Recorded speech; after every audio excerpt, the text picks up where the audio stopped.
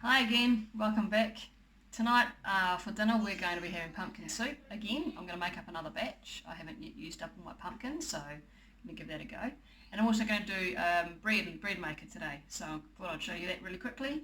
And I'll also come back with some tips on growing pumpkins and using up a full pumpkin and stuff like that once I put the bread on. So to start with, a bread maker is there seems to be a lot of them around second hand. You can pick one up really easily, but it's also a real easy way to, you can put it on the night before, make bread without actually doing a lot of work.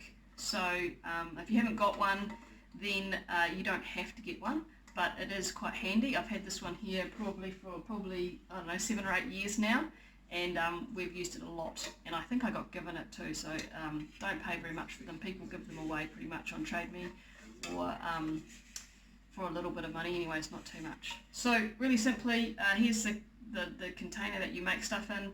There is one of these things that mixes things up. Don't forget to put that in at the beginning, because if you do, it's real hard to get it in afterwards. Trust me, I've done it. So there we go, I've got it in. You start off by putting all your wet ingredients in first, and then you add your dry ingredients, and the last thing you do you add is yeast. Especially if you're going to put it on a timer setting overnight, you want to put yeast in on the top so that it doesn't mix with the liquid before it's supposed to. So to start off with, on my bread maker I have a little post-it note that just gives me my ingredients, because it's nice and easy. Take me 5 minutes tops. First up, just over 1 cup of warm water. Here we go. Okay, so I have 1 1/8, half a quarter of a cup of warm water, and that goes.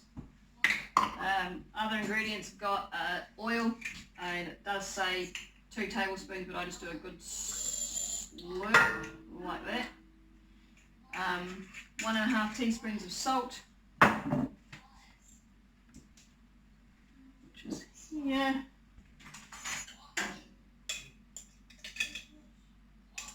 Basically, all your bread really needs to be is flour, water, and yeast.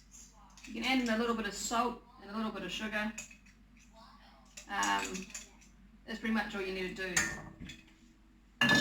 What I also add in is, which you don't have to do, I've just got here some kibble grain. It just makes it grain. And then another really good one here is linseed, which is really, really good for you. And I just add in 1/4 of a cup of that and the grains together, and it just turns it from a white bread into a bit more of a nutritious bread. So I've got my water in here, my oil, my salt. Now I'm going to do my flour, 3 1/4 cups. So 3 cups of this and 1/4 cup made up with those 2 things. Then my 2 teaspoons of yeast on the top, and Bob's your uncle. Okay, so that literally took me like 2 minutes. I have bottom water, then oil, then salt, then my flour plus my seeds and linseed, and then I put my yeast on the top. I have used this yeast here because it's a bread maker, but actually the other stuff works as well if you don't have the bread maker yeast. That's it, done. It's going to go in here, plonk it in, make sure it clicks, and then I'm going to set it to basic. I've plonked it here in my bread maker, and I've set it, and it's going to take 2 hours, 2.5 hours, and I'll push start. It's as simple as that. If you wanted to, you could use wholemeal flour, and then you'd use a different setting here. You'd use whole wheat. You could potentially do 2 cups of white and 1 of whole wheat, or round the other way, and off she goes. Come back in 2.5 hours to a yummy loaf all sorted. Okay, so I've got my bread maker bread on, ready to go, and just a tip there, if you've got the yeast or the LSA, that linseed that I had, you should keep both of those in the fridge. It just stops them from going off. So yeah, so coming back to my pumpkin, here's my, I've used half a pumpkin. I used, I think, 1/4 on my pumpkin soup I made last week, which we ate half, and the other half's in the freezer. I used some to make spiced pumpkin loaf, which was delicious. If you want that recipe, I can send it your way. I don't really want to make any more of that at the moment because I ate way too much of it. I also used some of this in our roast chicken we had the other day. So I've only used half. I've got another half to go.